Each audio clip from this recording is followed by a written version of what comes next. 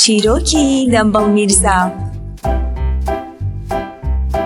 ڕۆژێک بوو ڕۆژێک نەبوو، مشکێکی سەرزلی ورگن چوو بۆ ناو دارستان و دوای ئەوە کە بۆی دەرکەوت هەموو ئاژەڵەکانی دارستان ساویلکەن و هیچ نازانن، قەڵەمێکی خستە پەناگوێی و چاویلکەی کردە چاوی، واتە خوێندەواری هەیە. ئاژەڵەکان ناویان نا دەمبەڵ میرزا. ئاژەڵەکان گوێچکەیان بۆ قسەی دەمبەڵ میرزا شل کرد، تەنانەت هەموو پێخۆرەکان لە بەردەم دەمبەڵ میرزا دادەنرا و ئەویش تا دەیتوانی زگی زلی لە خواردن پڕدەکرد. کەروێشک و لەقلەق لەبەر ئەوەی مشک میرزای دارستان بوو، کارەکانی دەمبەڵ میرزایان دەکرد. ڕۆژێک هەلە ڕەشە بە باڵەفڕە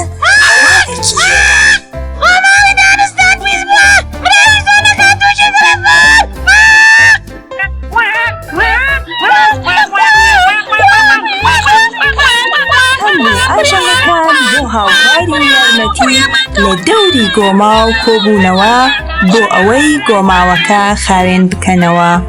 دەمبەڵ میرزا کاغەز و قەڵەمی بەدەستەوە گرت بوو فەرمانی دەدا: کەروێش تۆ دارەکە بگرە، مێروورەکان ئێوەش تۆ دەدی تەمە بندەی. ڕۆژێک کەروێش کەوتە ناو چاڵێک، بەراز و ئاسک کەروێشکی برینداریان هێنا بۆ لای دەمبەڵ میرزا. دەمبەڵ میرزا خێرا لە بۆخچەکەی کتێبێکی پزیشکی دەرهێنا. دەبێ برینی کەروێش پڕکەن لە مەڵهەمی خەنەوبیبەر.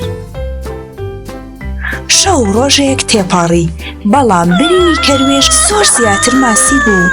کەروێشکیان هێنایەوە بۆ لای دەمبەڵ میرزا. دەمبەڵ میرزا کتێبەکەی دەرهێنا و گوتی: زۆر سەیرە، ئەوە هێڵێکی سوور بەسەر بیبەر و خانەکەدا کێشراوە، نازانم. ئێوارەیەک لە دارستان بوو بە قاوەقاو. هەموو ئاژەڵەکان کۆببوونەوە. بنەماڵەی مەیمونێک هاتبوونە ناو دارستان، کەس لە زمانی ئەوان تێنەدەگەیشت.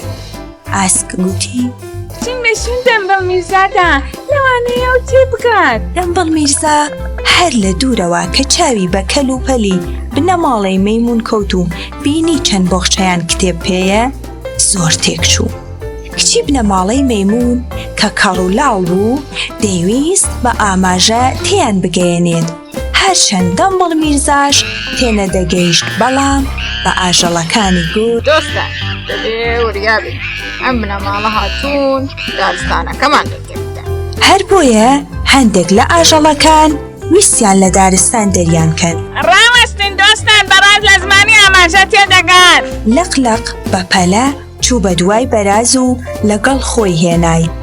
بەراز لەگەڵ کچە مەیمونەکە بە ئاماژە کەوتە وتووێژ. کچەکە دەیگوت: باوکی ئەو پزیشکە، دەیان هەوێ لەم دارستانە شوێنێک بۆ کاروباری پزیشکی بکەنەوە. هەموو ئاژەڵەکان زۆر شەرمەزار بوون و بۆیان دەرکەوت دەمبەڵ میرزا هەر دەمبەڵە و هیچ میرزایەک نییە. ئاژەڵەکان شوێنێکیان بۆ کاری پزیشکی مەیمون دابین کرد. مەیمونی پزیشک بەڵێنیدا خۆی لەگەڵ بنەماڵەکەی هەموو ئاژەڵەکان فێری خوێندن بکەن. ئاژەڵەکان زۆر کێفخۆش بوون، بەیەکەوە لە بەردەم نۆرینگەی پزیشکی مەیمون جێژنیان گرت و مشکی دەمبەڵ بە شەرمەزاریەوە هاوکاری دەکردن.